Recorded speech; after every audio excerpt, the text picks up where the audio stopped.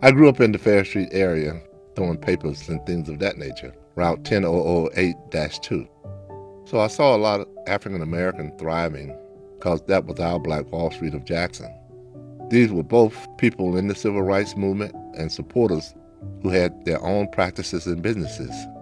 I saw doctors, lawyers, optometrists, restaurant owners, tailors, and shoe shop owners. I saw free people. I saw people who were brave. In my neighborhood, you heard the word "still away."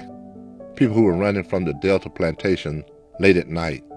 The community, especially our family, would provide them clothing, food, shelter, jobs, and things of that nature. I saw that. I liked that. My grandmother was a primary caregiver because my mom and father had to work. She would put that coffee pot early in the morning. I'd get up and sit with her. She would teach us about religion, and she began to talk about race. And that's how I learned about the deep hatred whites had for our people. The big thing that jumped out when I was around 7 or 8 years of age was when Emmett Till was killed. I had to go to the grocery store for my mom, and I saw his face on the Jet magazine cover, and that left an indelible mark on me in terms of the inhumanity of some people who hate. The question came up after the death of Emad Till in the spiritual realm in terms of segregation. Is there two heavens? Is there one for whites and one for blacks? Those were the questions on my mind, especially at that age, 10 and 11. As a young student, I was participating in school walkouts. Medgar Evers instructed us.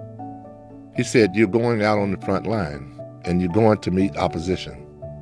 The purpose is to fill the jails. They can't keep locking us up without hearing what we have to say." Here we were, youngsters, facing these armed policemen with guns and belly clubs and raging dogs turning on us. And they were attacking us. There were so many young people who just panicked and ran, some to the YWCA down on Fair Street. And I was thinking, should I run there for a safe haven too? I was terrified, but my resolve was that I wanted to protest and see it through. We were locked up, put in unsanitized, open-bed garbage trucks, and taken down to the fairgrounds, where they kept the cattle. And that's where we were housed.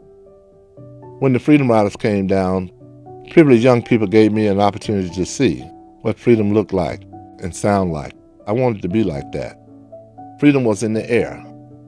"We Shall Not Be Moved" is one of the songs we sang that day. Until then, all I knew was how my father taught me, because he was trying to keep us safe. Jay Meredith, he came about halfway to Jackson before he got shot. I was part of the second half of that march. And many clergy came down, including Martin Luther King. But it was very terrifying because there were police officers along the route, possibly snipers. We didn't know. I kept feeling like a rifle was beaming down on me. I began to experiment with other movements, but they failed to render the liberation that I was looking for. Malcolm X put the Nation of Islam on the map and came close because they had the moral fortitude and brotherhood. But it was Warith Deen Mohammed who reconciled my understanding of heaven and the spirituality that would be the force to truly tear down the walls of racism, injustice, and inequality.